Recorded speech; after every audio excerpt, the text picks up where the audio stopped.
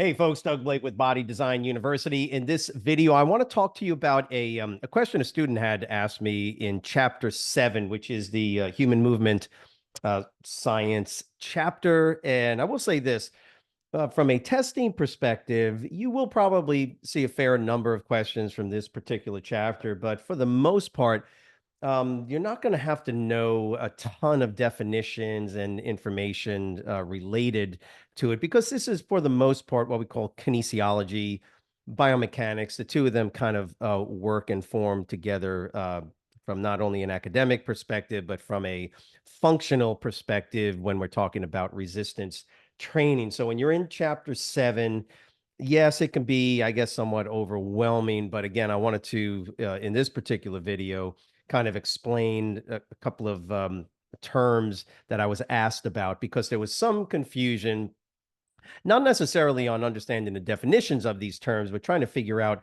how it pertains kind of to the real world. And of course, you'll see some questions that could be a little tricky on the NASM exam. But first, before anything else, please make sure that you subscribe to the channel as well as leave comments. Just let us know that you understand the material that I'm going over in the video. That's fine. If you want to ask questions, additional questions in that comment sections, that's great as well. As always, you can share the information, share the video as well if you find that's appropriate. But let me get back here and kind of go over. I'm on page 202, 203, functional anatomy of muscles. And the question that was posed to me was, the student was like, I understand the concept of an agonist versus an antagonist and perhaps a synergist. And those are the three basic terms that you're going to see on page 203. So let me just real quick, you can read it obviously, but perhaps me saying it out to you, explain it to you will work a little bit better. Agonist or agonist is the term that is used to describe that muscle, generally the single muscle. Yes, even during multi-joint movements, we have the primary mover at a particular joint. And again, I'll give you an example. You're doing a bench press. Okay, you've got essentially two joints that are in motion. The two main joints in motion are going to be the shoulder and the elbow. Technically, you could say that the agonists in this movement are going to be the pectoralis major, which is the primary muscle moving the shoulder joint through horizontal adduction, right? And on the eccentric horizontal abduction, right? You could say that. You could also, in that same exact movement, in the same breath, say that the tricep is also the agonist, but at the elbow. Okay, so you could technically say that because it is the muscle primarily responsible for extending the elbow, right, during the pushing or during the concentric phase of the pushing, right, of the doing a bench press. So the elbow extends and the shoulder goes through horizontal adduction, right, in the positive or concentric phase of the movement. And then you reverse it as the muscle goes through the quote, eccentric phase, and the pectoralis major is going through its eccentric negative contraction, tricep going through its eccentric negative contraction. But the agonist, the term agonist, describes specifically that primary mover, because at the end of the day, I can do bench presses and get a whole lot of deltoid involvement as well. So even though the deltoid, particularly the anterior head of the deltoid, particularly if I'm in a more abducted position at the shoulder, right? You can see from here pushing this way versus coming into a more abducted versus adducted. I had that reversed. So in a more abducted, perhaps I'm not getting as much anterior deltoid involvement, right? So again, this sort of geeky muscular system type of scenario. It's good to know, however.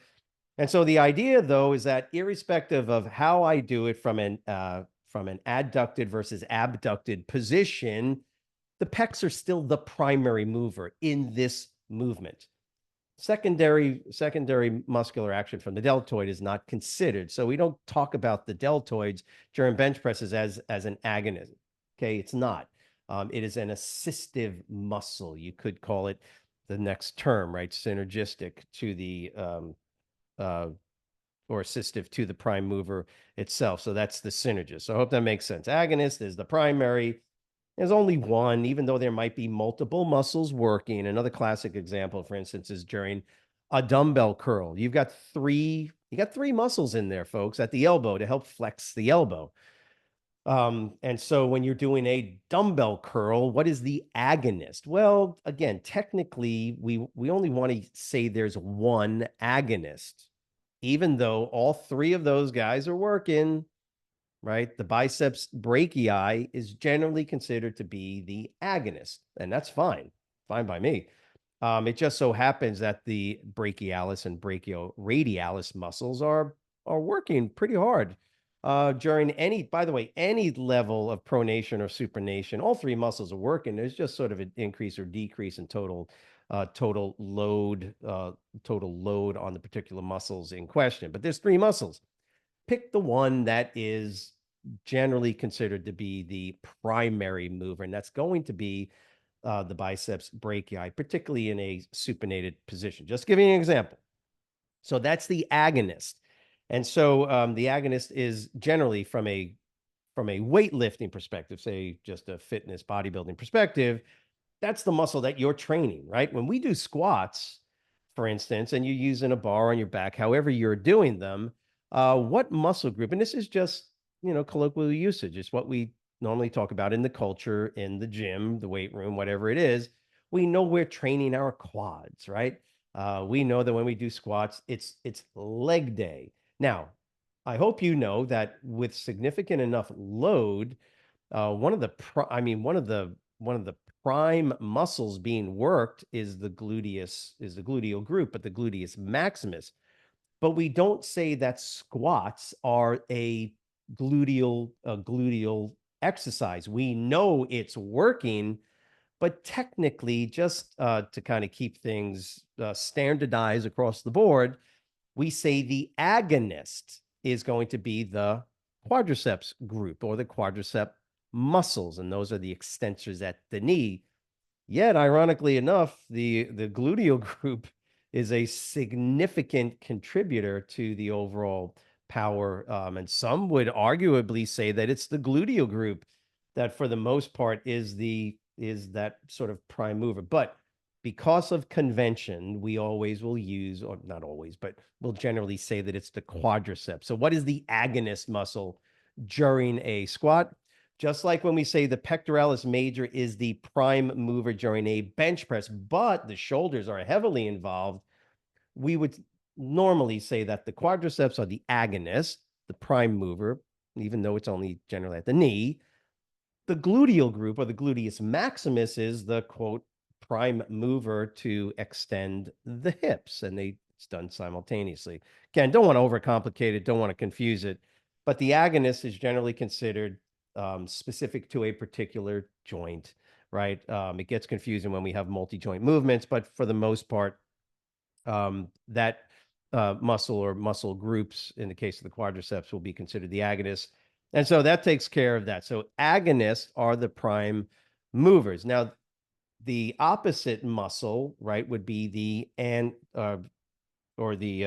antagonist, which is at the bottom. Now, I told you on page 203, there's agonist, synergist, stabilizer, and antagonist. If I didn't say it, I meant to say that. But the antagonist, go antagonist, and then go all the way down to the bottom of the page, and then look at the antagonist. So those are the muscles that have opposite kinesiological functions. So if a muscle extends a joint, the antagonist flexes a joint. If a particular muscle abducts a joint, adduction is performed by the antagonist. So from a purely definitional standpoint, nothing difficult here to consider. Here's where it gets confusing with agonists and antagonists, and I know this is what this one student was asking me. How come on a machine like a pushdown, a tricep pushdown, and a dumbbell curl both involve flexion and extension at the elbow joint, but how come the tricep is the agonist here, but the antagonist, and they were confused. And the answer is because the agonist or antagonist definition is specific to when a particular muscle is the prime mover for the joint. When we do a dumbbell curl, the triceps, for instance, are not involved in flexing the elbow. It's the bicep. However, watch this. Turn my hand around, and now I grab a bar and I push down on a cable. What's the muscle that's working? Well, it's the tricep. Even though on the outside looking in, the actual kinesiology, which is joint movement, kinesiology describes the movement of joints, flexion, forget about the muscles. It's just a joint movement. So dumbbell curls and tricep pushdowns essentially look exactly the same at the elbow. The elbow can only extend and it can only flex.